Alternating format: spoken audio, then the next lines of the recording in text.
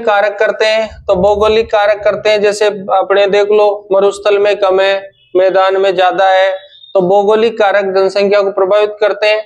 उसके अलावा जलवायु, मृदा, आकार, प्रकार, ये सब प्रभावित करते हैं। आर्थिक कारक में खनिज, नगरीकरण, औद्योगिकरण प्रभावित करता है।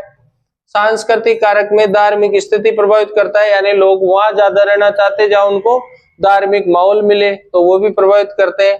राजनीतिक कारण, अगर राजनीतिक स्थिरता है तो आज जैसे ईरान में स्ट्राइक हो रहा है, वहां पर से लोग वापस पलायन कर रहे हैं क्योंकि वहां पर कौन सा कारण बढ़ रहा है, राजनीतिक कारण, तो ये भी एक प्रभावित है। इसके अलावा जो है कानून की व्यवस्था जहां अच्छी होती है वहां लोग रहना पसंद करते हैं, तो ये सारे प्रभावित करने वाले कारक है। इनको आप बिना पढ़े भी कर सकते हो आराम से, क्योंकि अपन जब ज्योग्राफी में भौतिक प्रदेश पढ़ते हैं तो अपन एक ही बात पढ़ते हैं कि भाई मैदान में जनसंख्या अधिक होने का कारण क्या है और मरुस्थल में कम होने का कारण क्या है। तो मैदान में अधिक क्यों है, क्योंकि वहां पानी अच्छा है, मैदान है, कृषि उत्पादन अच्छा है, पशु है, दूध वगैरह उत्पादन हो रहा है और रहने की अच्छी व्यवस्थाएं भी है, तो इसलिए तो उस हिसाब से कॉमन सेंस वाली बात है।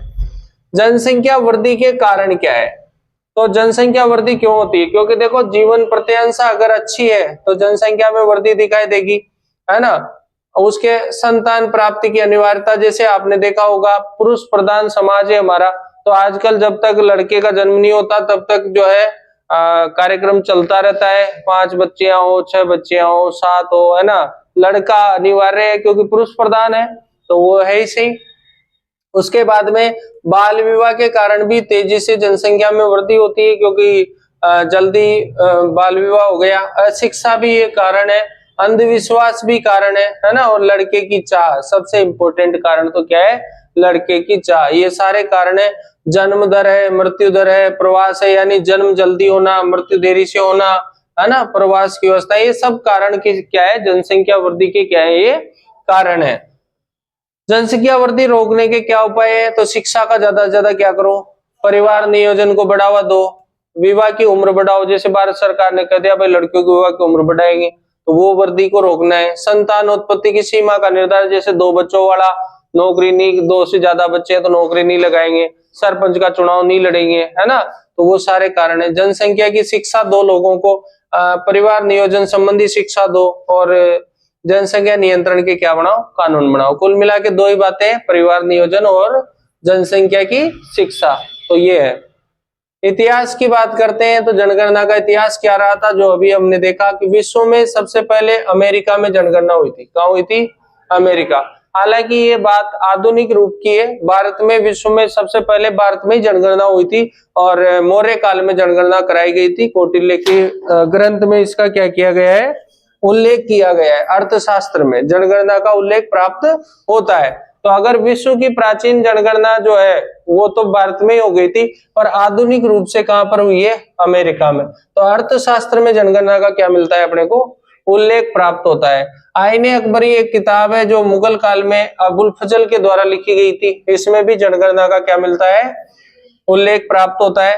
तो आधुनिक काल में भारत में जो जनगणना है वो सबसे पहले 1872 में हुई थी और लॉर्ड मेयो उस समय यहाँ पर गवर्नर थे। कौन थे, लॉर्ड मेयो, भारत के क्या थे, ये गवर्नर थे। तो 2 पॉइंट नोट कर लो, आधुनिक जनगणना, प्रथम आधुनिक जनगणना अमेरिका में, और उल्लेख लिख लो, एक तो अर्थशास्त्र में और एक किसमें, आईने अकबरी में। प्रथम आधुनिक जनगणना अमेरिका में, और उल्लेख इसका मिल जाएगा अपने को किस किस में, एक तो अर्थशास्त्र में और एक किसमें, आईने अकबरी में। उल्लेख 2 किताबों में लिख लो, एक तो कौन सी, अर्थशास्त्र, और एक कौन सी, आईने अकबरी, इसमें उल्लेख मिल जाएगा। ठीक है। अब देखो बात होती है कि भाई भारत में व्यवस्थित जनगणना किसके समय हुई थी, 1881 में। तो 81 के पीछे लिख देना लॉर्ड रिपन।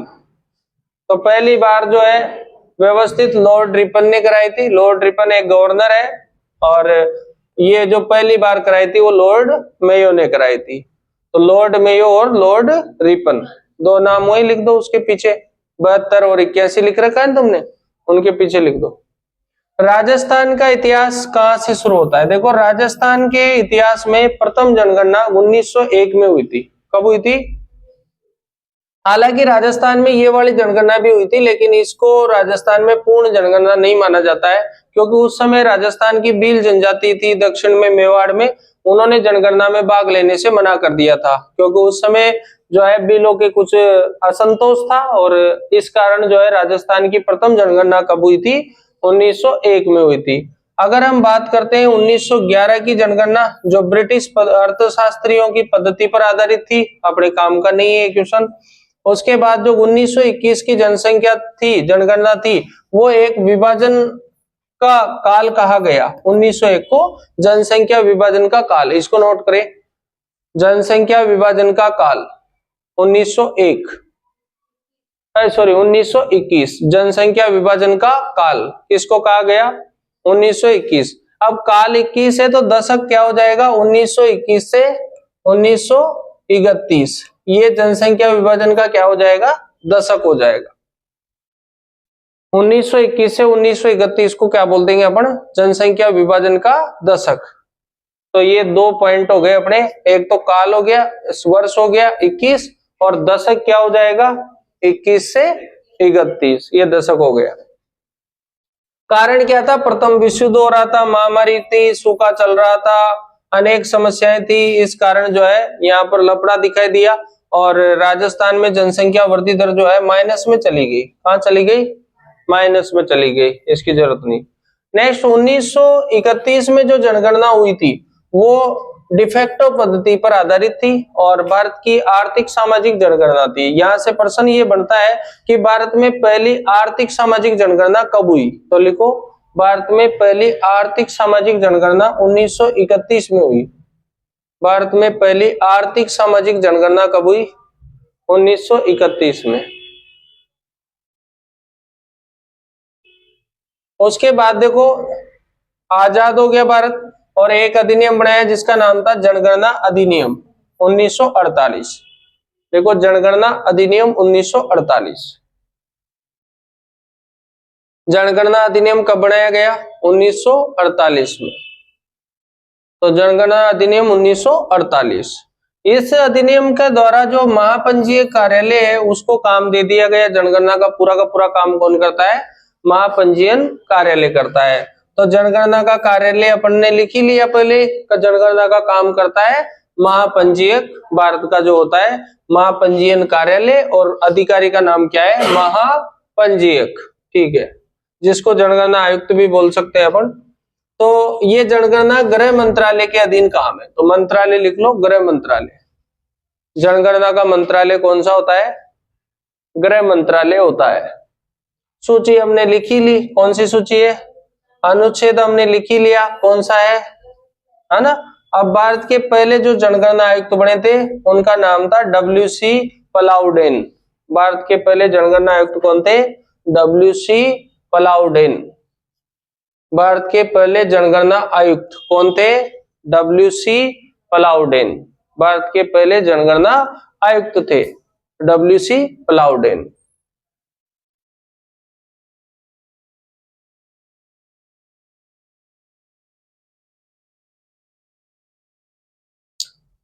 देखो, यहां हम कभी कभी गलती करते हैं कि राजस्थान में प्रथम जनगणना कब हुई थी, तो हम आंसर लगा देते हैं 1951। ज्यादातर अध्यापकों से ये गलती हुई है, तो इसकी जगह हमें क्या करना है, क्योंकि जब राजस्थान ही पूर्ण रूप से 1956 में बना था, तो राजस्थान की पहली जनगणना 1951 में हो ही नहीं सकती है। तो राजस्थान की पहली जनगणना आधुनिक जो हुई थी वो 1961 में हुई थी। 51 की जगह क्या आएगा? 61।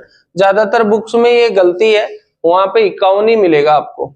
तो क्या आंसर आएगा इसका? 1961 आएगा। तो राजस्थान की प्रथम जनगणना कब हुई थी? 1961 में। 2011 की हमने अभी लिखी है कि 15वीं जनगणना थी, कौन सी थी? नोट कर लिया हमने ये। उसके बाद 2011 के समय जो आयुक्त थे वो थे C चंद्रमौली। कौन थे? तो ये लिख लो, 2011 के समय आयुक्त C चंद्रमौली। 2011 के समय आयुक्त कौन थे? C चंद्रमौली। तो ये 2011 के समय आयुक्त थे C चंद्रमौली। निदेशक लिखने की जरूरत नहीं है, सी चंद्रमौली। लिख लिया क्या? राजस्थान में भी एक जनगणना कराने के लिए पद होता है जिसको बोलते हैं जनगणना निदेशक, इसकी जरूरत नहीं है। अब देखो जिला स्तर पर जो जनगणना का काम देखता है वो कौन देखता है? कलेक्टर देखता है। और 2011 में 15वीं जनगणना हो गई थी। 10 की जनगणना यानी 10 सालों के हिसाब से ये कौन सी थी? 14वीं थी, क्योंकि पहली बार 10 में नहीं हुई थी, तो ये 14वें नंबर की जनगणना थी। स्वतंत्र भारत की कौन सी है? 7वीं है, तो ये नोट कर लो, स्वतंत्र भारत की 7वीं। स्वतंत्र भारत की कौन सी है? 7वीं। तो राजस्थान की कौन सी हो जाएगी? 6ठी हो जाएगी, क्योंकि 61 में हुई थी ना पहली बार, इसलिए राजस्थान की तो 6ठी है और भारत की कौन सी है? 7वीं है। राजस्थान की तो 6ठी आएगी और भारत की कौन सी आएगी? 7वीं आएगी। तो 7वीं और 6ठी, इस तरह से अपन इसको कर लेंगे। चलो, ये जो क्वेश्चन है आपके यहां से, ये आपके काम का नहीं है, लेकिन हम आपको एक बात बता देते हैं कि 1951 तक, 51 से 81 तक जो है जनसंख्या का विस्फोट काल रहा। क्या रहा? उसके बाद में जो भारत में दूसरा विभाजन दशक आया वो आया 1971। कौन सा आया? 1971। उसमें जनसंख्या जो है ये 71 से 81 की अवधि में जनसंख्या विस्फोट तो हुआ, लेकिन विभाजन भी हुआ। यहाँ पर देखो भारत की जनसंख्या वृद्धि जो थी, ये सारी चीजें हैं। यहाँ पर ये अलग अलग अवस्था है, प्रावस्था क, फिर उसके बाद में प्रावस्था ख और प्रावस्था ग। ये आपके काम का नहीं है। ये घ, ये इस तरह से, ये सामाजिक विज्ञान के जो बच्चे होते हैं उनके लिए है। आपके काम का पॉइंट है ये, भारत की प्रथम जातीय जनगणना कब हुई थी?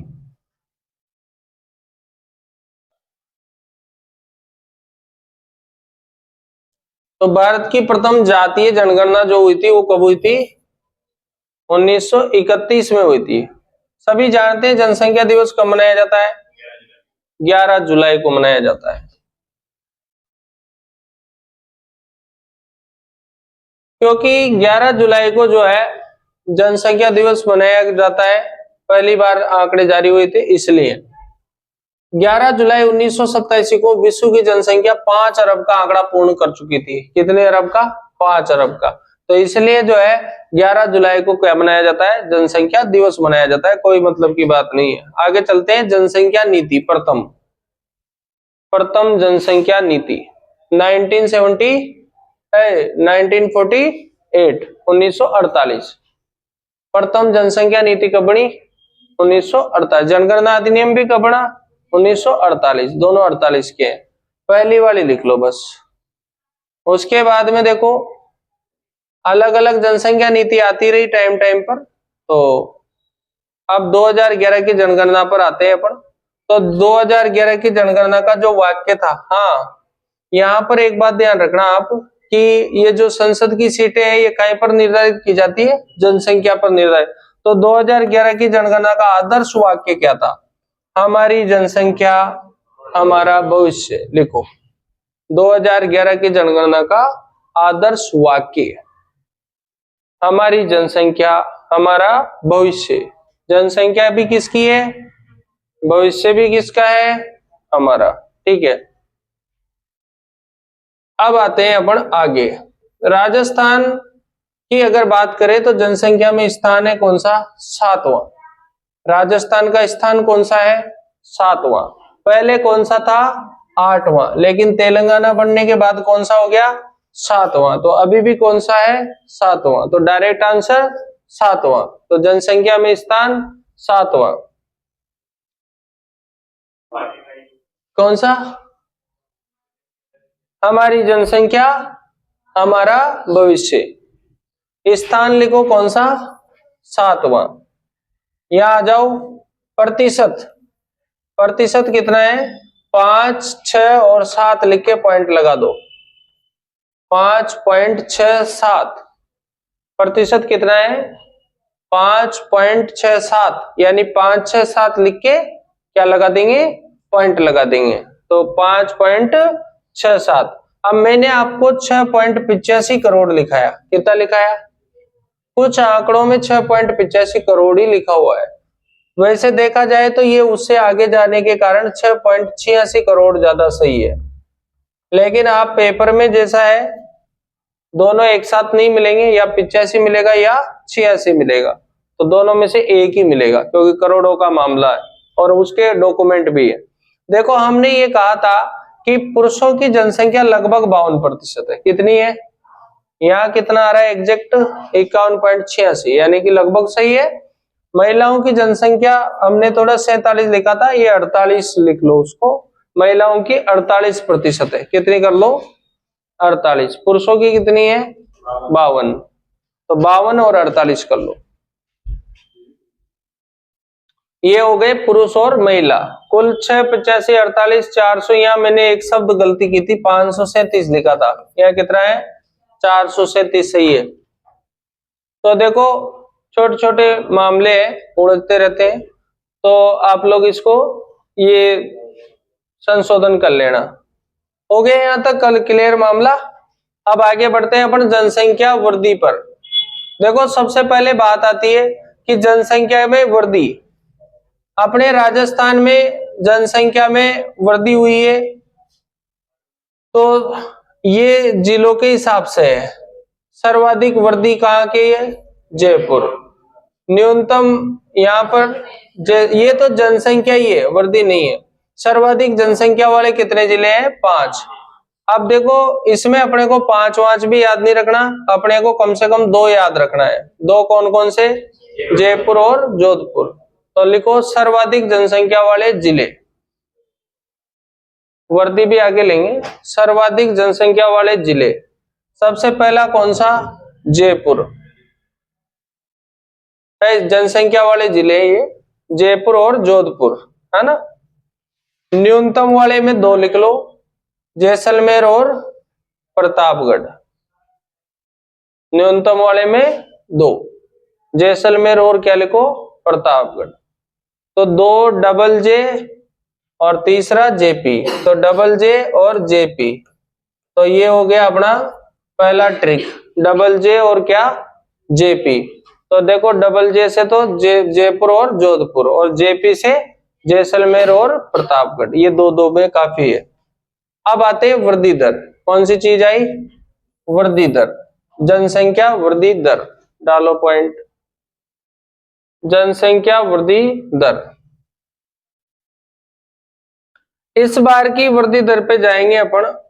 यार राष्ट्रीय वृद्धि दर कितनी होगी? राजसमंद 17.5, ठीक है। 21 पॉइंट अपने क्या 23 लिख दिया था क्या? 21.3 सही है। अरे वो आंकड़ा आगे का पीछे से रख गया, 21 का 23 हो गया। तो कितना? 21.3 करो, एग्जैक्ट करो। 21.3 जनसंख्या वृद्धि दर कितनी करो? 21.3।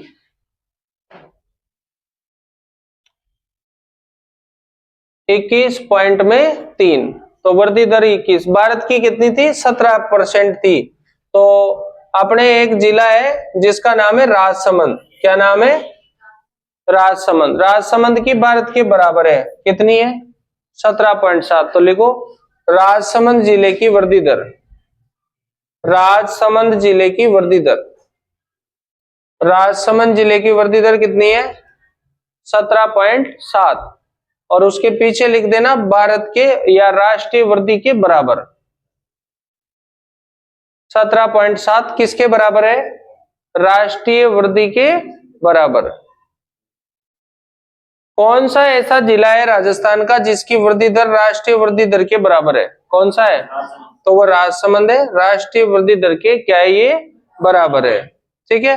अब इसमें से बार बार क्वेश्चन पूछा जाता है कि भाई सर्वाधिक वृद्धि वाले जिले और न्यूनतम वृद्धि वाले जिले कौन कौन से हैं। तो हमें 2 जिले जो है सर्वाधिक वाले याद रखने हैं और 2 जिले जो है न्यूनतम वाले याद रखने हैं। तो 2 सर्वाधिक वाले कौन कौन से हैं? बाड़मेर और जैसलमेर। दोनों पास पास ही है। तो बाड़मेर और जैसलमेर पूर्णतया मरुस्थलीय जिले हैं ये होने में। तो ये दोनों जिलों में सर्वाधिक वृद्धि दर रही, और गंगानगर और झुंझुनू इन दोनों में न्यूनतम रही। तो देखो सर्वाधिक वाला लिखो पहला बाड़मेर, परसेंटेज भी लिख लेना इसका। बाड़मेर 32.5 और जैसलमेर 31.8। तो ये 2 सर्वाधिक वृद्धि वाले लिख लो और 2 न्यूनतम वृद्धि वाले लिख लो। ये क्वेश्चन बहुत आया है पिछले सालों में, कंटिन्यू इसको पूछा गया है। तो बाड़मेर, जैसलमेर न्यूनतम और सर्वाधिक वृद्धि वाले जिले। ठीक है, अब आते हैं अपन, याद हो ही रहा है, ये तो खूब पढ़ ही रखा है तुमने, गंगानगर कम, बाड़मेर ज्यादा, ये सबने पढ़ रखा है। अब दूसरा पढ़ लो, जैसलमेर और झुंझुनू। याद नहीं आए तो सेकंड नंबर पे जे और जे याद रखना वृद्धि दर में, है ना। तो जे और जे से क्या होगा कि जैसलमेर और झुंझुनू, तो ये कम कम वाला सेकंड वाला भी याद रह जाएगा, है ना, दोनों में सेकंड रह जाएगा। ठीक है, उसके बाद आता है तीसरा पॉइंट जिसको बोलते हैं अपन कौन सा घनत्व, जनघनत्व। तो टॉपिक डालो जनघनत्व।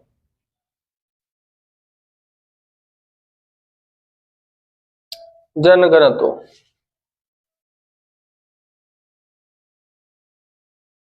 देखो, अगर हम बात करें जनघनत्व की तो 200 व्यक्ति प्रति वर्ग किलोमीटर। कितना है? 200 व्यक्ति, 200 व्यक्ति प्रति वर्ग किलोमीटर। और स्थान अगर आए तो कौन सा आएगा? 18वां। तो लिखो जनघनत्व 200 व्यक्ति प्रति वर्ग किलोमीटर, स्थान कौन सा है? 18वां। स्थान पे भी ध्यान रखना, स्थान कौन सा है? 18वां।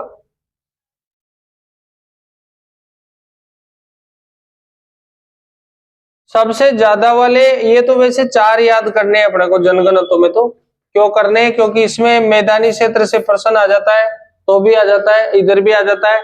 तो एक तो जयपुर का 500 प्लस है, 500 प्लस, और इसका भी 500 प्लस है। तो 500 प्लस में 2 जिले हैं, और 400 प्लस, 400 प्लस में भी 2 जिले हैं। तो 400 प्लस भी 2 है और 500 प्लस भी 2 है। उसके बाद में 400 से थोड़ा नीचे आता है फिर कौन सा? धौलपुर। तो इसकी जरूरत नहीं है, अपने को 2 500 प्लस और 2 400 प्लस लिखना है। तो जनगणना में लिखो आप 500 प्लस। तो 500 प्लस में तो लिखो जयपुर और भरतपुर, और 400 प्लस में लिखो आप दौसा और अलवर।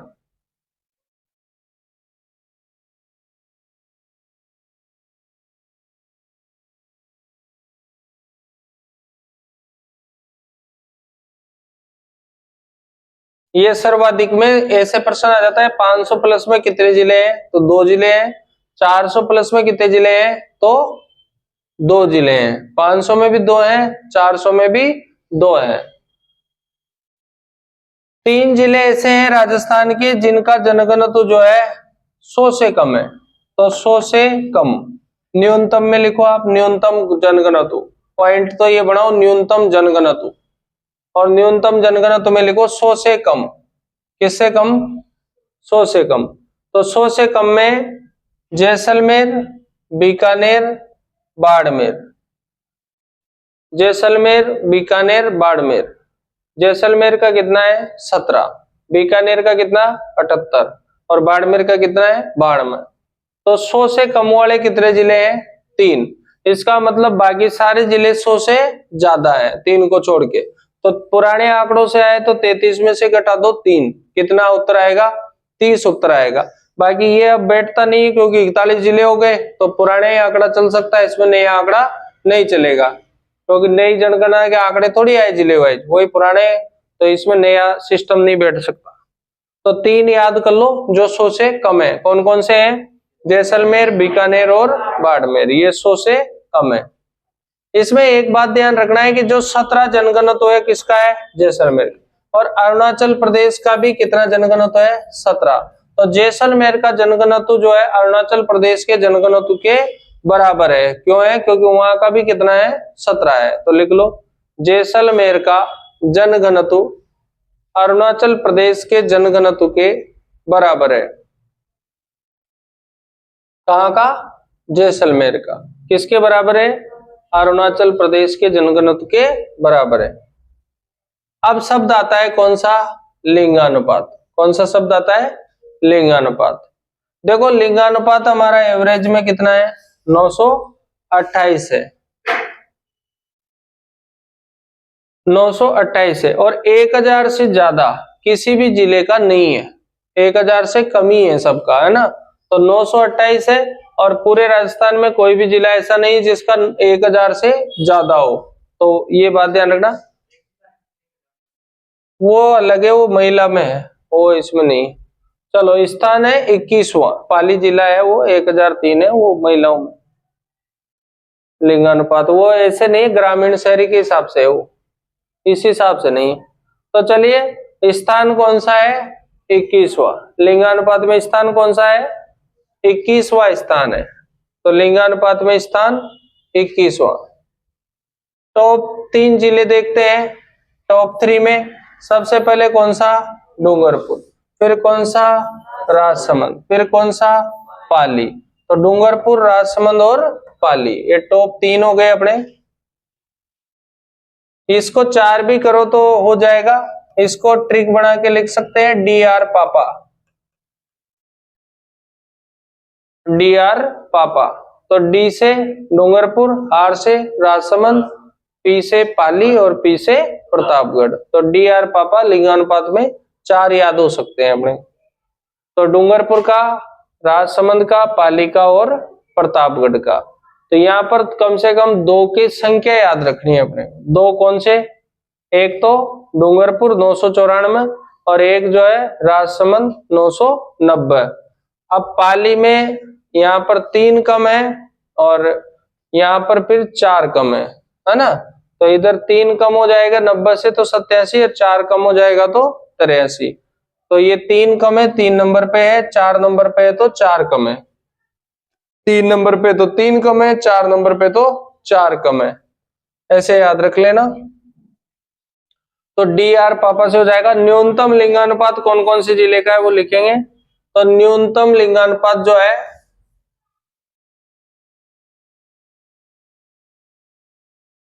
न्यूनतम लिंगानुपात एक तो धौलपुर का है, सबको याद है, लेकिन पेपर में आने की संभावना इसकी ज्यादा है। किसकी? जैसलमेर की। तो न्यूनतम लिंगानुपात में हमें ध्यान रखना है कि धौलपुर तो है ही सही, पर जैसलमेर जो है सेकंड रैंक पे आता है। किस पे आता है? सेकंड पे आता है। तो धौलपुर, जैसलमेर, इसमें आप 2 जिले याद रख लो बस, फर्स्ट और सेकंड। तो यहाँ पर पहला कौन सा है? धौलपुर, और दूसरा कौन सा है? जैसलमेर। इसको ज्यादा स्टार कर लेना, वेरी मोस्ट है जैसलमेर, न्यूनतम लिंगानुपात में जैसलमेर। कारण क्या हो सकते हैं कम लिंगानुपात के? लिंग परीक्षण कर रहे हैं, भ्रूण हत्या है, साक्षरता है, पितृसत्तात्मक समाज है, लड़कों की चाहत है ना। तो ये सारे जानते हो आप। तीसरा पॉइंट आता है साक्षरता। चौथा पॉइंट साक्षरता। उम्र कितनी है? 7 वर्ष या उससे अधिक। तो उम्र लिखो 7 वर्ष या अधिक। ये प्रश्न आया था पिछली बार टीचर भर्ती में। साक्षरता का उम्र क्या रखा गया है? 7 वर्ष या उससे अधिक साक्षरता। 66 पॉइंट कितनी है? 1%। 66.1%। स्थान कौन सा आएगा? 26वां स्थान आ जाएगा, 26वां। 66.1% स्थान कौन सा आ जाएगा? 26वां। देखो, साक्षरता के आंकड़ों को 2 भागों में बांट दिया जाए तो एक तो शहरी साक्षरता अलग निकलेगी और एक ग्रामीण अलग निकलेगी। ग्रामीण वाला अभी कुछ एग्जामों में पूछा गया है, 61.4 वाला, है ना। शहरी 79.7 है, और ग्रामीण जो है कितनी है? 61.4 है।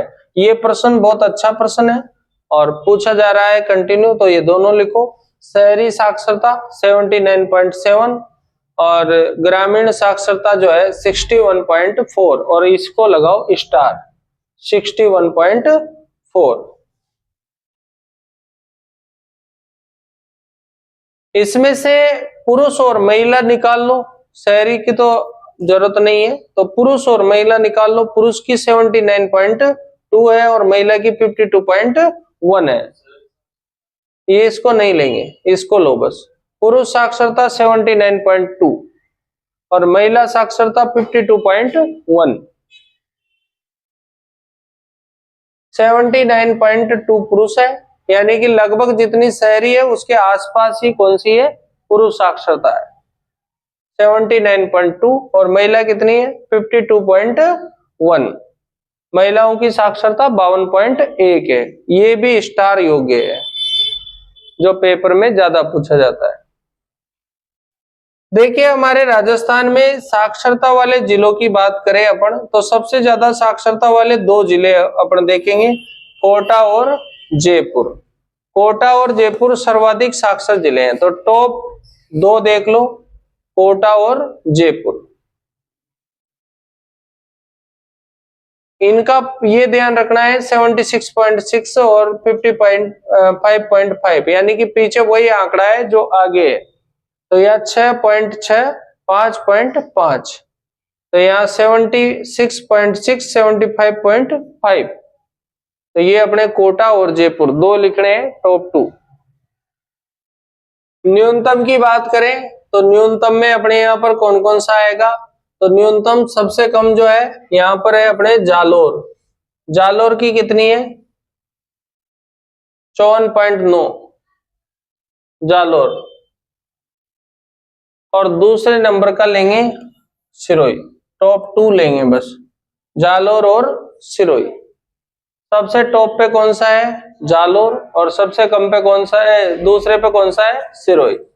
इसको भी आप स्टार में रखें, ये पेपर में पूछा जाता है जालोर और सिरोही वाला। ठीक है, अब बात आती है यहाँ पर कि सर्वाधिक जो साक्षरता है, लिख लिया जालोर और सिरोही दोनों का। तो ग्रामीण साक्षरता सबसे ज्यादा कहाँ है और वो जिला कौन सा है, झुंझुनू। सर्वाधिक ग्रामीण साक्षरता वाला जिला, इंपॉर्टेंट क्वेश्चन है, लाइन बना दो। सर्वाधिक ग्रामीण साक्षरता वाला जिला कौन सा जिला है, झुंझुनू। सर्वाधिक ग्रामीण साक्षरता वाला जिला झुंझुनू। सर्वाधिक ग्रामीण साक्षरता वाला जिला कौन सा होगा, झुंझुनू। और न्यूनतम ग्रामीण साक्षरता सिरोही। न्यूनतम ग्रामीण साक्षरता में कौन सा आएगा, सिरोही आएगा। सर्वाधिक में कौन सा आएगा, झुंझुनू। न्यूनतम में कौन सा आएगा, सिरोही। देखो हम जानते नहीं है क्योंकि ये पेपर तक याद कैसे रहेगा, तो इसमें हमें याद है कि ग्रामीण में जी ले लिया अपन ने, है ना। और यहाँ पर जब भी जी लेंगे तो जीजा जी लेंगे, ठीक है, और जीजा जी से बातें करेंगे, ठीक है। तो जीजा जी से बातें करेंगे, जी से ग्रामीण, जैसे झुंझुनू, और से बातें करेंगे सिरोही, है ना। तो इसमें कम ज्यादा और ग्रामीण आ जाएगा अपना। और अगर अपन से पूछे कि ग्रामीण साक्षरता कितनी है तो क्या बताओगे आप, 61.4 पढ़ी थी अपन ने, 61.4। तो ग्रामीण 61.4 है, और जीजा जी से क्या करेंगे, बातें करेंगे। तो जी से ग्रामीण हो गया, ज से झुंझुनू हो गया, और स से सिरोही हो गया। तो ये गांव में जीजा जी से बातें करेंगे। गांव में किससे बातें करेंगे, जीजा जी से। तो जीजा जी नौकरी लगाएंगे, गलत करवाएंगे, है ना, दोनों में से एक होगा। शहरी साक्षरता हमने पढ़ी थी, कितनी थी 79.78 थी, 79 थी। पॉइंट में क्या थी 79.7, ये शहरी थी। तो शहरी में स शब्द बहुत आ रहा है ना। तो शहरी साक्षरता में अगर हम बात करें तो सबसे ज्यादा जो है उदयपुर की है, और सबसे कम जो है कहाँ की है, नागौर की है। तो शहरी में आपको UNO याद रखना है। क्या याद रखना है, UNO, UNO, ठीक। यू से वैसे अर्बन भी बनता है ना, अर्बन का मतलब शहरी होता है। यू से शहरी साक्षरता, यू से उदयपुर बनता है, और एन से नागौर बनता है। अगर पेपर तक याद रखना है तो ये दो चीजें याद रहेगी तभी रहेगा, नहीं तो नहीं रहेगा, गड़बड़ जाएगा। तो यहाँ पर UNO लिख लो। यू से मतलब उदयपुर ज्यादा है, एन से मतलब नागौर कम है, ठीक है। अब आती है बात पुरुष और महिला की। तो सर्वाधिक शहरी कहाँ की है, उदयपुर की, और न्यूनतम शहरी कहाँ की है, नागौर की, ठीक है। अब आती है पुरुष साक्षरता की। किसकी बात आती है, पुरुष साक्षरता की। देखो भाई पुरुष साक्षरता की अगर हम बात करते हैं तो सबसे ज्यादा पुरुष साक्षरता वाला जिला जो है वो कौन सा है? झुंझुनू है। सर्वाधिक साक्षरता वाला जिला तो कौन सा था? कोटा। दूसरे नंबर पे कौन सा था? जयपुर। लेकिन पुरुष साक्षरता में कौन सा है? झुंझुनू। कौन सा है? पुरुष। तो जीजाजी कौन होते हैं? पुरुष। तो यहाँ पर जो है झुंझुनू, और नीचे कौन सा है सबसे कम में? प्रतापगढ़, है ना। तो न्यूनतम पुरुष साक्षरता वाला जिला कौन सा है? प्रतापगढ़। ये आंकड़ा भी वेरी इंपॉर्टेंट है। सर्वाधिक में कौन सा? झुंझुनू। न्यूनतम में कौन सा? प्रतापगढ़। तो झुंझुनू और प्रतापगढ़ दोनों की बराबर है, बांसवाड़ा भी बराबरी है, इसलिए 2 जिले लिखो आप इसमें, प्रतापगढ़ व बांसवाड़ा। सर्वाधिक और न्यूनतम, ये 3 आंकड़े ऐसे हैं जिनको बचा के चलोगे तो पेपर में अच्छा नंबर देके जाएंगे। ठीक है। तो साक्षरता में पुरुष जो है टॉप पे है, कौन सा? और न्यूनतम में कौन सा है? अब देखो और आंकड़े भी आते हैं कि सर्वाधिक ग्रामीण पुरुष साक्षरता, न्यूनतम ग्रामीण पुरुष, तो इसको अपन नहीं ले रहे हैं। सर्वाधिक शहरी पुरुष साक्षरता, न्यूनतम शहरी पुरुष साक्षरता भी नहीं ले रहे हैं। सर्वाधिक महिला साक्षरता वाला जिला ये लेंगे, सर्वाधिक महिला साक्षरता वाला जिला, सर्वाधिक महिला साक्षरता वाला जिला कौन सा आएगा? कोटा। जबकि महिलाओं की साक्षरता कितनी थी? 52.1। सर्वाधिक महिला साक्षरता में कौन सा? कोटा। और न्यूनतम महिला साक्षरता में कौन सा? जालोर। सबसे कम महिला साक्षरता में कौन सा आएगा? जालोर आएगा। सबसे ज्यादा में कौन सा आएगा? कोटा। सबसे कम में कौन सा आएगा? जालोर। ठीक है, तो ये कोटा हो गया। और कुल साक्षरता में भी कौन टॉप पे था? कोटा। और यहाँ न्यूनतम सर्वाधिक महिला में भी कौन सा है? कोटा। अब आती है बात 0 से 6 वर्ष की। किसकी आती है? 0 से 6 वर्ष। तो लिखो 0 से 6 वर्ष। तो इसका लिंगानुपात क्या है? देखो इसकी साक्षरता तो पढ़नी नहीं है अपने को। साक्षर तो कौन माना जाता है? जो 7 का है। तो ये तो 6 में है, तो साक्षरता का तो मतलब ही नहीं है। तो इसमें क्या पढ़ना है अपने को? लिंगानुपात। तो कितना है? 888। 888। 0 से 6 वर्ष के लिंगानुपात में जो एक लाइन लिख लो आप, गंगानगर में बढ़ा है और दौसा में घटा है। गंगानगर में बढ़ा है और दौसा में घटा है। कहां पर बढ़ा है? गंगानगर। कहां पे घटा है? दौसा में। गंगानगर में बढ़ा है और दौसा में घटा है। अब बात वही आती है कि 0 से 6 वर्ष का लिंगानुपात सर्वाधिक कहाँ है? तो हमने देखा था कि उसमें सामान्य लिंगानुपात डूंगरपुर में ज्यादा था। कहाँ ज्यादा था? लेकिन यहाँ कहां पर ज्यादा है? बांसवाड़ा में। तो सर्वाधिक लिखो बांसवाड़ा। और न्यूनतम कहां पे आएगा? झुंझुनू। देखो पढ़े लिखे होने का मतलब ये नहीं कि आप समझदार हो, इसको साबित कर रहा है ये आंकड़ा। झुंझुनू सबसे ज्यादा पढ़ा लिखा में आता है, टॉप 3 में आ रहा है। और उसके पुरुषों में तो सबसे ज्यादा पढ़ा लिखा जिला है ना। लेकिन फिर भी यहाँ पर देखो लिंगानुपात कम है। तो पढ़े लिखे भी बेवकूफ होते हैं, इस बात को साबित कर रहा है कौन सा जिला? झुंझुनू जिला। क्योंकि सबसे ज्यादा जो केस आते हैं ना भ्रूण हत्या के, वो उधर ही आते हैं। हाँ, तो ये हो गया अपना कौन सा? न्यूनतम में कौन सा? झुंझुनू। ठीक है, एक एक लिखना है। उसके बाद देखो ग्रामीण क्षेत्रों में शिशु लिंगानुपात सर्वाधिक कहाँ है? बांसवाड़ा। न्यूनतम कहाँ है? झुंझुनू। तो आंकड़ों में कोई चेंज नहीं है, वैसे वैसे ही है। तो और शहरी क्षेत्रों में सर्वाधिक शिशु लिंगानुपात जो है वो कहाँ है? नागौर। और न्यूनतम कहाँ है? धौलपुर है। तो अगर दिमाग पचाना चाहो तुम तो लिख लो, नहीं पचाना चाहो तो छोड़ दो, कोई मतलब नहीं है, इसको छोड़ देते हैं। अगला पॉइंट चलते हैं अपन ग्रामीण और नगरीय जनसंख्या के बारे में। चलो लिखो ग्रामीण और नगरीय जनसंख्या। ग्रामीण जनसंख्या कितनी है? 75.1, 0 लगा दो पीछे तो 75.10 हो जाएगी। नगरीय जनसंख्या कितनी है? 24.9, क्या लगा दो? 0। लेकिन इसमें एक और बात ध्यान रखना कि इसमें पॉइंटों में थोड़ा सा डिफरेंस बढ़ता है, वो आर्थिक समीक्षा में मैं बताऊंगा किसी दिन। तो आप देखो यहाँ पर तो 75.10 और 24.90, शहरों में कितनी जनसंख्या है? 24.9, और गांव में कितनी है? ठीक है।